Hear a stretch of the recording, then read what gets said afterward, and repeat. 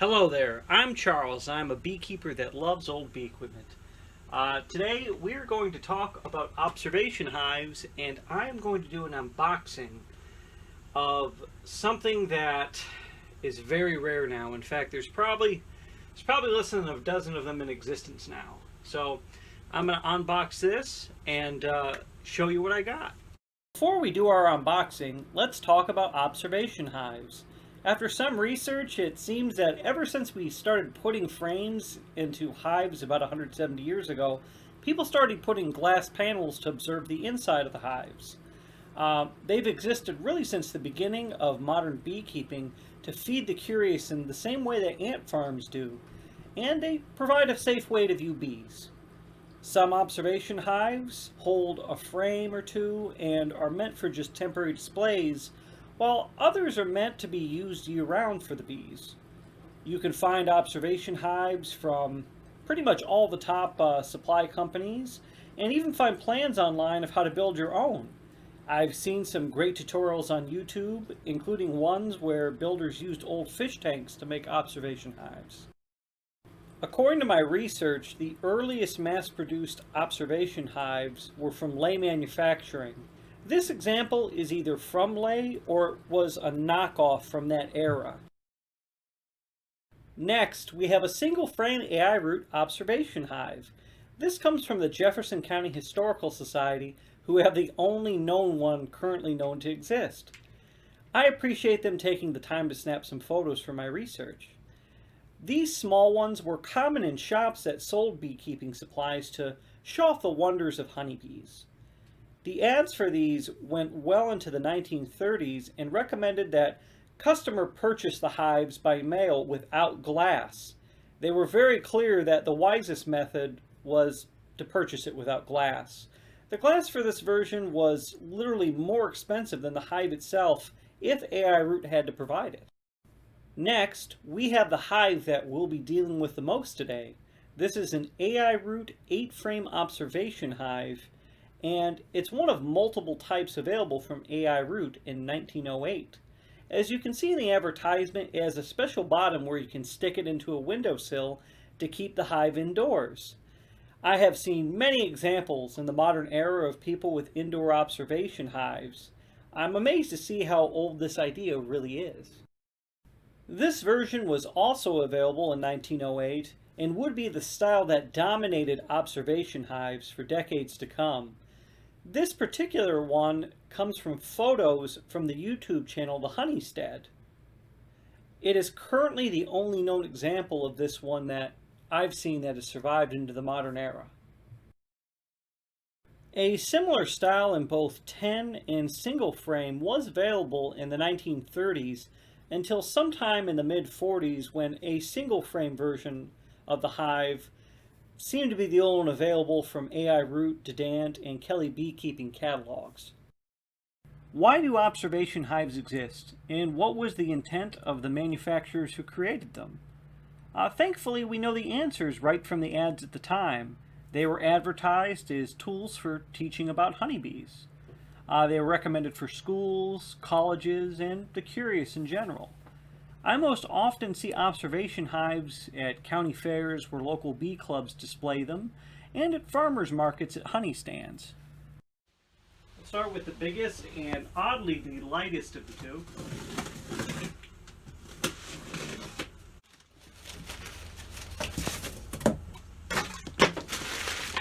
This was wrapped with love, and I appreciate it.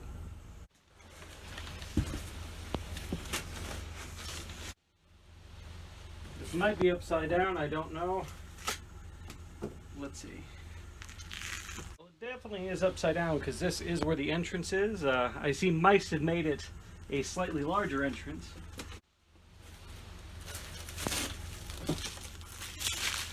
Ironically, it's backwards because the entrance arguably should be right here. It doesn't really matter too much, but there are some brass.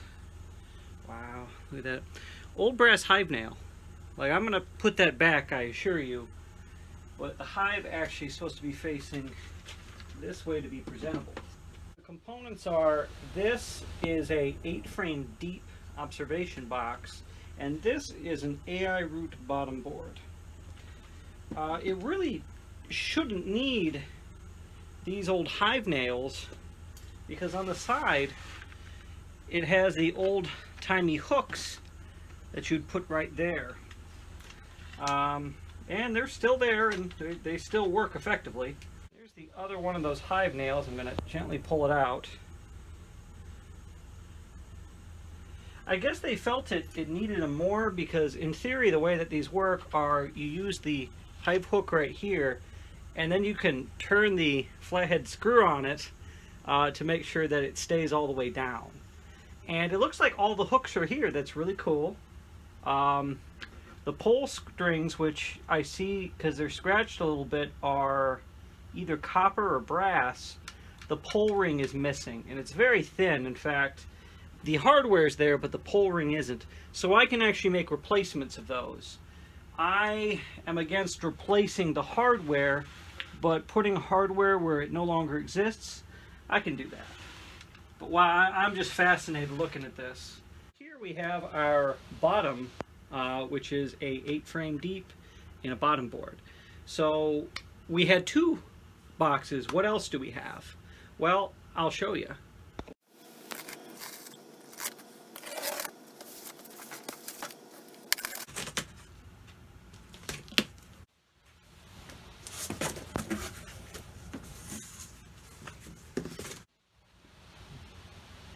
Where I can slightly snip it right there.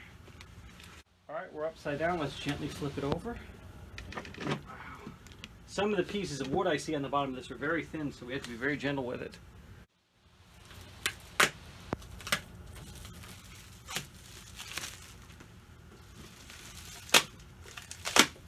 Let's take a look at what we got here.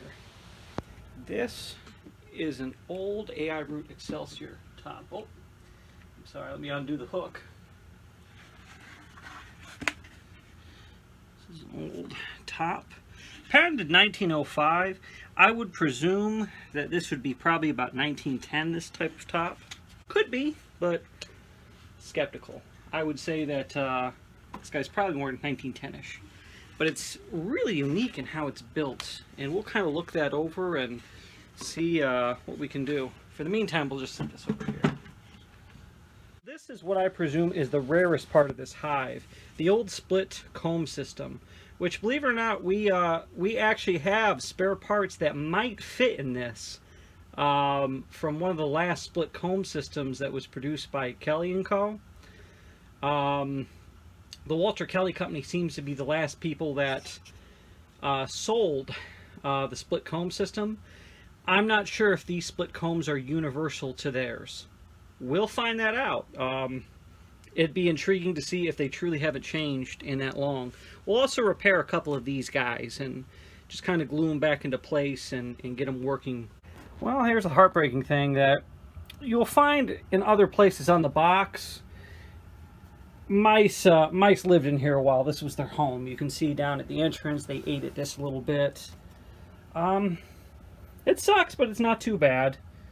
My main concern are for the pieces of glass and things that are in here. I think this one has missing glass, but we'll find that in a moment. But this split comb system, wow, that's so neat. We'll take a look at it and pull it out and see how many we're missing, see how many partial boxes we have, because we might be able to put reproduction ones in some of these slots, and we can even write repo with a Sharpie on that box, just so we're always differentiating the old from the new. Well, we have a little bit of mouse scat inside of here, like right there.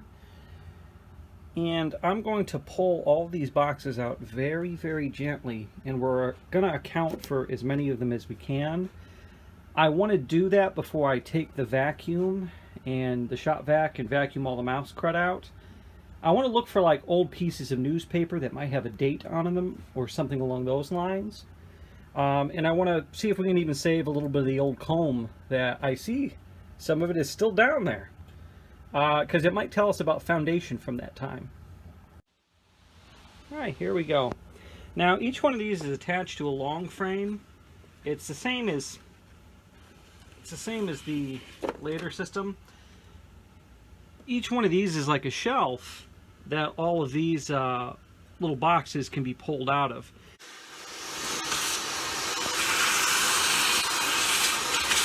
Now as I touch them, they are coming out a little bit, and that's a good thing, because some of these are actually in here wrong. You pull one out very gently. This is a little basswood box. Wow, that's an old one too. Now these can be very brittle. In fact, when they're new, they're very fragile. But this shouldn't be facing this way. It should be facing this way, because the bees come up through this little slot right here. So we're going to gently insert that back in correctly. And see how it should kind of be flush with this this bottom piece right here. This other one on the end is backwards. We're going to flip it very gentle too. A little bit of mouse nibbles on it, not a big deal. Pull out one of these old dividers. A little bit of nibbles on it, but it's there, and it's in the same shape that it came. This thing smells old. Like, that's something you can't see in the camera, but you can smell it. And I'd imagine the mouse's nest was right in here, because these boxes are in the worst shape. And we might try to glue some of them together, but let's deal with the things that are in decent shape first.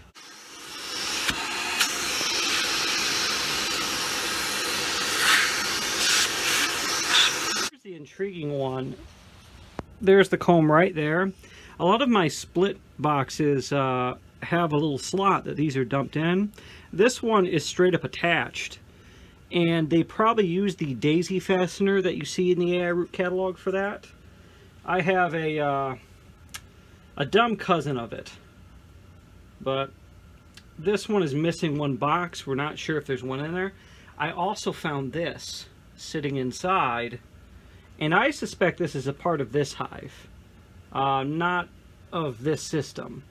So it's something from the outer box. We'll find where it goes. Okay, now that's a thick divider right there. Huh. I wonder if that is a true divider or what its purpose is here in this. Maybe we'll find it. Maybe it belongs somewhere else in the hive, but that's much thicker than one of these, and not cut the way it is. It's... You know what I think this is? I think this goes on the end, the way that split comb systems do. And they had springs or something that press these in. I bet my hat that this is an end board for this. Let's pull this guy out here, who is mostly lined upright and has a little bit of mouse nesting. We'll take this end off and just set it in the box for now. All right, there's nothing with writing on it in there. Like, it was my hope that there would have been some mouse nesting with writing on it and we could have learned something. Alright, we have this one. I got everything in right to where it's not backwards. A little bit of mouse damage around the bottom here, but not too big a deal. Like, it's still more than stable enough. Alright, we're going through and we're pulling pieces of boxes out, and I'm willing to bet that we can partially reassemble a lot of these boxes. I'm willing to bet all the parts are here. So I'm not concerned about that. And we have this old piece of foundation that went in this. I kind of wonder how used this hive was. And I guess we'll know better when we look at the inner walls and things like that for signs of bees and propolis.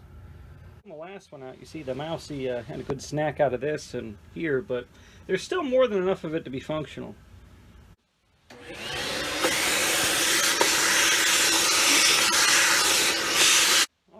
We got all the mouse crud out, and we can reassemble some things in here, but there are two little pull eyelets that appear to be made out of either copper or brass.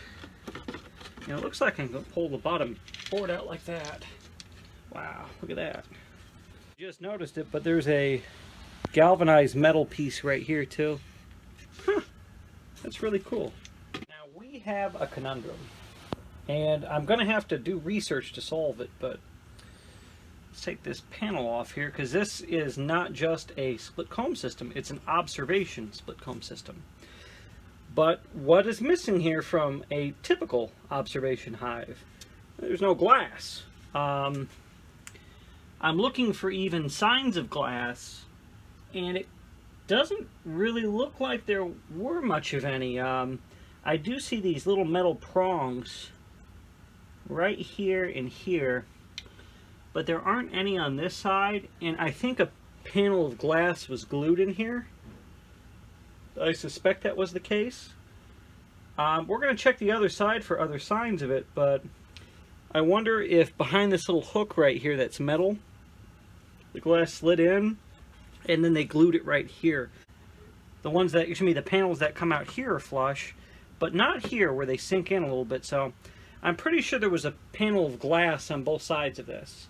Our friend, the split comb box, or the basswood box. Excuse me. Here's another one. It doesn't fail where the miniature box joints are. It always fails where it bends.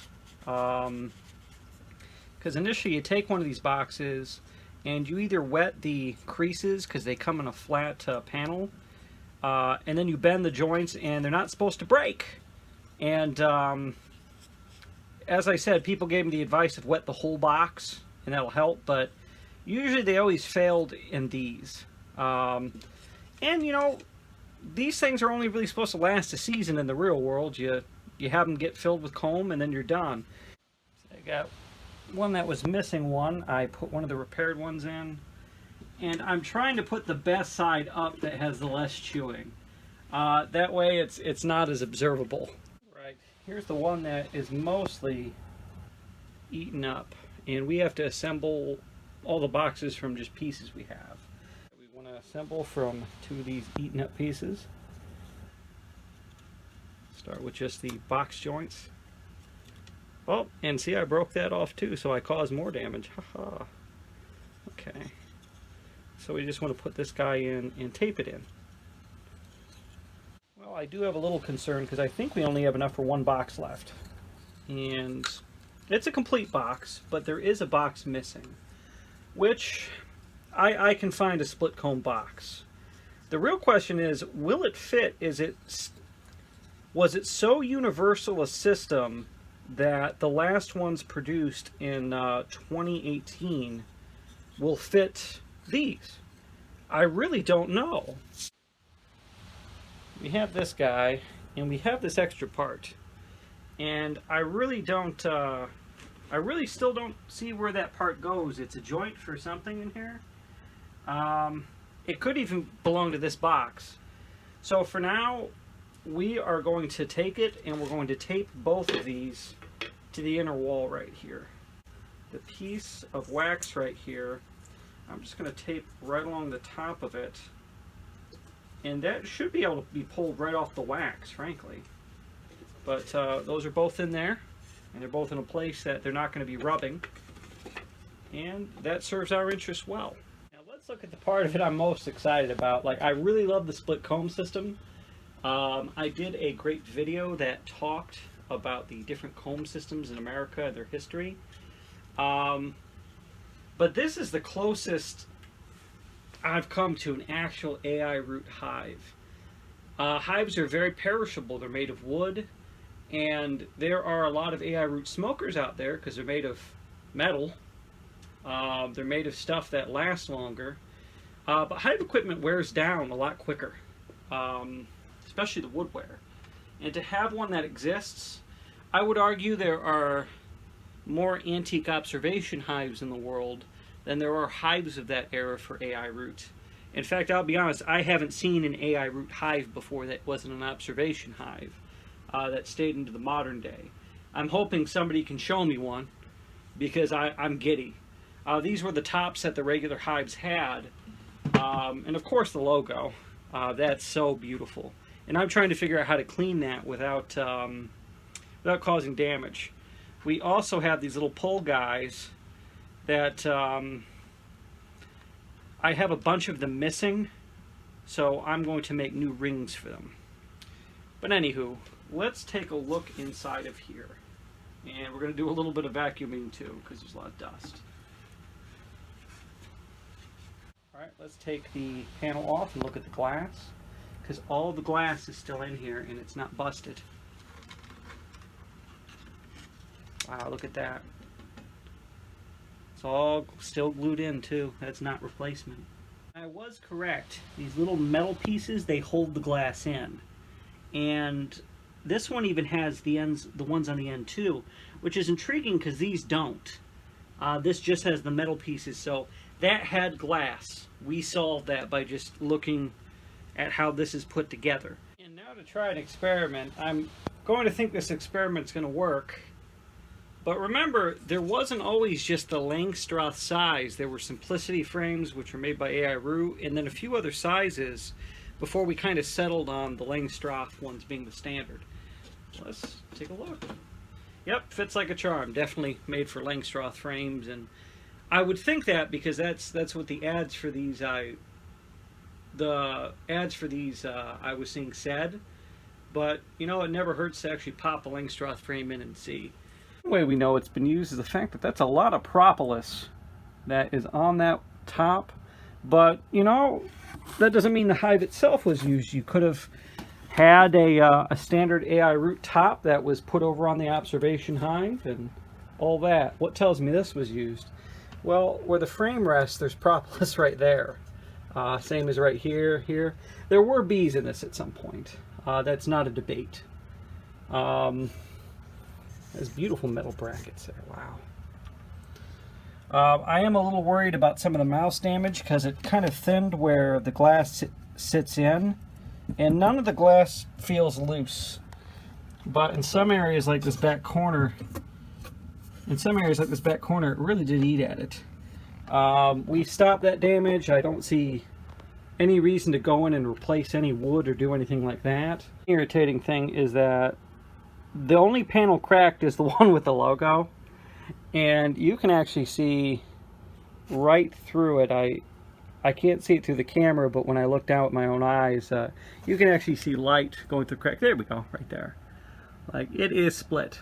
Now, you know what you could do is you could put a little bit of wood glue and gently clamp it, but if I do that, we're gonna have wood glue seep around the other side onto this and onto the art, and then I'm just kind of boned. I'm debating what to do about this logo because I have seen where you use some rubbing alcohol and it takes the whole damn thing off. And I am going to try a tiny bit in a small test area with a Q-tip and see what we get. A little bit of soapy water, and it made a little bit of a difference, which is good. But a lot of the discoloration is probably the old varnish. There are solvents and stuff we could go after, but I am not qualified to do that kind of restoration. And let me ask some folks in town at one of the local art colleges that does restoration work and cleaning of paintings and see what they recommend. So we have two goals here. One, we're going to make new little pull rings. I think we have two left that we can measure, figure out what we need, and we can cut that. The other thing we want to do is we want to measure right here and find out how big will this glass panel be and get a couple glass panels cut for it. I think that would be relatively easy. I see the two metal pieces that it would stick in front of it. I see the holes where the ones were on this side. It's something that is so faint you wouldn't be able to see it with even this very nice fancy HD camera. But I'm pretty sure that we only need the two, and then we can put it in here and do some slight glue right there, and it'll stay put. So, you know, let's do that. Let's measure first and see how big the piece of glass we need is. Alright, let's get to measuring. We have 4 3/4 by 17.5, almost exact. 14 3/4, 17.5. And you're like, hey, why aren't you writing that down, Charles? Well, that's because I'm shooting a video. You can look at it. Well, here's our panel. We have one with an original ring and one without it. I did get these rings right here. It's the smallest size I could find, and they are significantly bigger. The real question is, am I going for a functional match or something that makes it look perfect? And this is what they look like when they're on here. Like, I think it works well. Honestly, I only got two, so it's actually the originals that you'll notice, not these ones, because these kind of blend in with the hardware here. Here we are, we have the new rings in. These are a lot sturdier and will work a lot better, and they use the original hardware right there. I didn't brush the hardware or get any of the patina off. I know that would hurt the feelings of some of you out there. I'm not necessarily against doing that, but I think this works fine.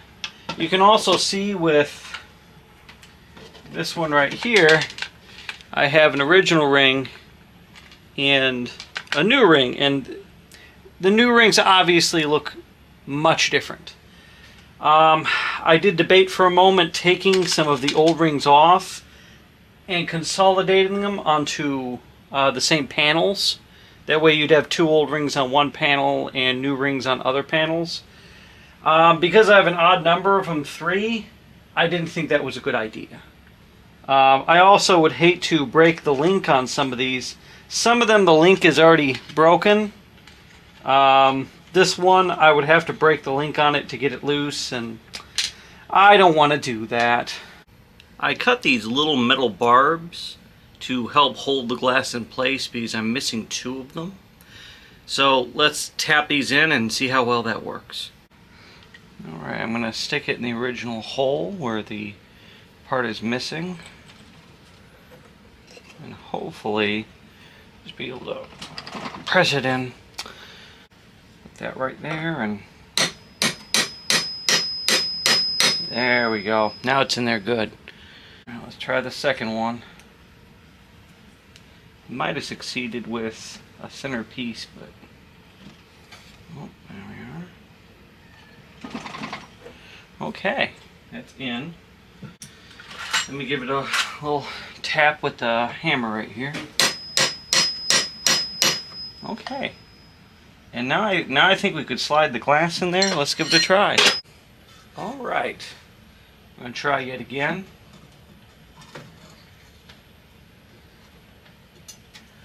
Got to make sure it's fully seated there at the end because it's a little tight. Come on. Almost there. Almost there. Oh, there we are. All right. Okay, there's the first one. Oh, there's the second. And oh, God, we got it. And we didn't break it. Excellent. All right, let's pull those prongs out and allow them to press right against the glass right there.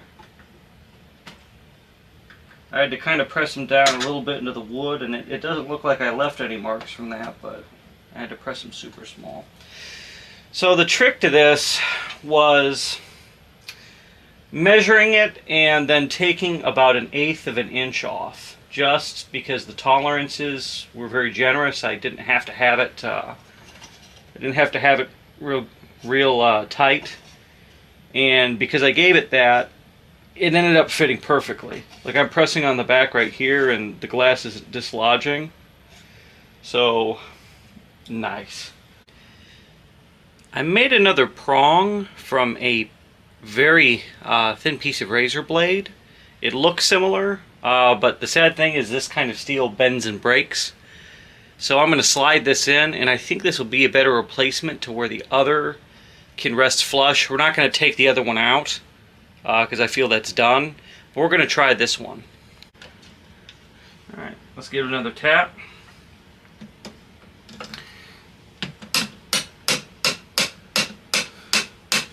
I think it's going. Yep. Excellent. Excellent.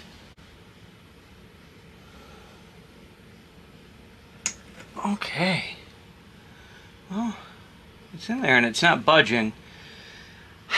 I really should have used glue with this too. I see that now. I was just so excited to get the glass in. So we'll see how this goes. Alright, let's slide our next piece of glass in and hope for the best. Remove this hook right here and this one. Alright, let's slide it in. There we go. There's the first one. Okay, this one fits pretty well too. This one is missing one of the little prongs. However, I can still move the glass fine with just the one. Something I could have done better is I could have glued on the ends right here and attached the glass to the wood. There are some glues that do that just fine. But I think we're good for what I need here. So let's see if this will lay flatter than the other side. I think we're already successful. There we are. This one is a little tight still, which indicates the other side is a little thick, so we're going to loosen the screw just a tiny bit, and there we go. Excellent. Very happy right now. So, what are our final thoughts on this project today? Our final thoughts are that this could use a cleaning. I would like to use antique wood cleaner on things like this, but I worry about the label. The label itself, it's dimmed because of varnish, and it gets this yellowing over time to it. I would be worried if I use some type of cleaner like that, it could destroy it. We did clean up the top, get all the mouse droppings out of it. We made sure all the parts of it were together, and we did put in one reproduction part, a box, and we put a piece of tape on it, marked it with a Sharpie to show which one's the reproduction. We also restored the glass to this. It now has 2 glass panels. Well, we got the pole rings changed out as well, and they don't match the old ones. We could have just taken the old ones off, and most people would have never known a thing, but I would have known, and that would have upset me. And it's sad because the pole rings on these are just tiny and fragile. It's a testament that there's only 3 of them on this thing, and it easily has 1, 2, 3, 4, 5, 6. So 6 times 2 has 12 rings that were on this thing, and we have 3 of them. So that tells me that they just came off over time, and I doubt this was even heavily used, to be frank. I bet it sat in a barn for ages or something along those lines. But I'm still debating if I want to do a reproduction of this hive, and I might talk to a few woodworking clubs around the area, because I would personally love to see one with a recreated logo active in my bee yard. And I could take the panels off of it and show people the honeybees. And by all means, there's plenty of great observation hives that are out there that might be better and would be cheaper, but I think I'm gaga over doing something like this. Well, thank you for watching, and I know we didn't do too much with it, but I'm real glad that you came to see it, because I'm excited to see it, and it's been a ride.